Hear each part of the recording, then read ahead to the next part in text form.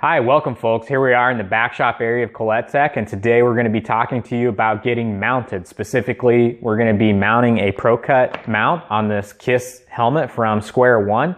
You can get our mounts at Shooting Star, Rock Sky Market, or getmounted.net. The only other things you're going to need in addition to the Pro-Cut kit is a piece of string, a piece of tape, a marker, and a drill. So pretty simple. Let's get started. First thing you want to do is you want to turn your helmet over and you want to make sure you pull out the top pad piece. There's no Velcro, no adhesive, it's just a press fit, so it should come out very easily. Then you want to open your helmet visor to the full open position. With the visor fully open, place the removable adhesive template roughly in the center of the helmet so that it extends beyond the visor.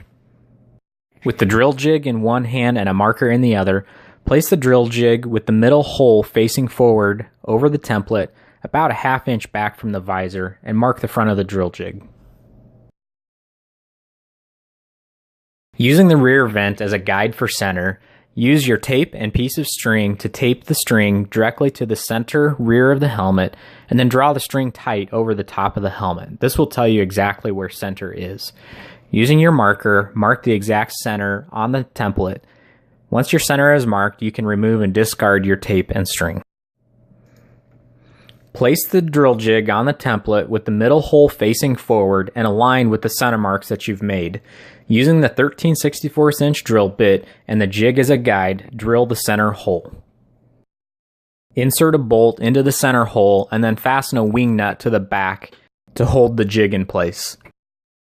Now drill a hole on the right side of the jig using the same 13/64 inch drill bit, and again insert a bolt and fasten a wing nut to the back. Now drill the third and last hole. You can now discard the jig and the template. Using the 5/8 inch bit, drill out the center hole. Light pressure here is best. Let the bit do the work. If you push too hard, you're going to end up with a poorly finished hole. Alright folks, that's it for prep work. Once you've drilled the last hole in the top of your helmet, you're ready to start installing the mount itself. Before you do that, you do want to check the fit between the helmet and the mount by just placing the mount on the helmet and making sure that you can extract it easily with 2 fingers or less. Remember, this is a cutaway system, so in the unlikely event that you do have to cut away, you want to make sure that the mount can be extracted easily from the helmet. Now the helmet liner on the KISS is permanently glued in, and we've got 2 options for routing the cutaway cable to work with this mount. For the first option, it doesn't require any modification to the liner. With the second option, it does require you to peel up the corner just a little bit, but it does improve comfort and fit if you're okay using that option. We'll go over both of them here today, and you can choose which one you want to use. They've both been tested with 100% success rate, so they both work equally well. For option 1, you're going to use the provided lubricant pack to generously coat the locking pin before placing the handle in place. With the locking pin generously coated, you can place the mount on the top of your helmet and turn the helmet over. With the helmet turned over, place the locking collar over the locking lug inside the top of the helmet.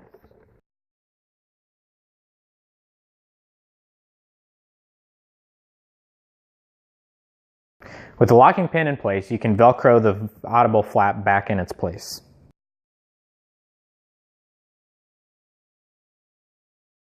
For option 2, you're going to generously coat the pin after you route the cable. To do this, turn your helmet over. On the right hand side of the helmet, you're going to find a small opening between the liner and the helmet. Route your pin through this opening and you should see it come through on the audible pocket. With the cable inside the helmet now, grab the corner of the forehead pad and gently peel up on the corner.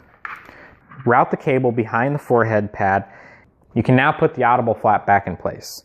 With the cable properly routed, you can insert the mount on top of the helmet and put the locking collar in place, as shown.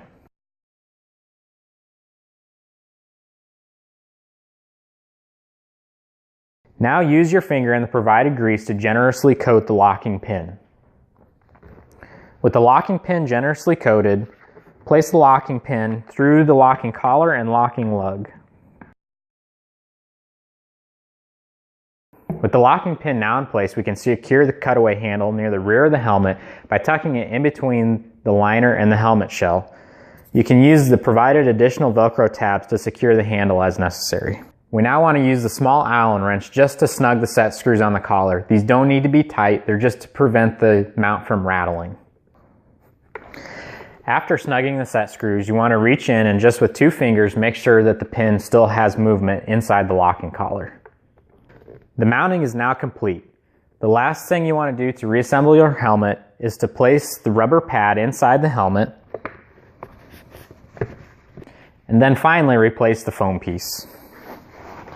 And that's it. Your ProCut mount is ready for you to install your camera and go hit the skies. Now before you do, we do recommend doing a couple of practice cutaways to make sure that you know what it feels like, and we also recommend adding this to your emergency procedures if you're going to use this camera mount.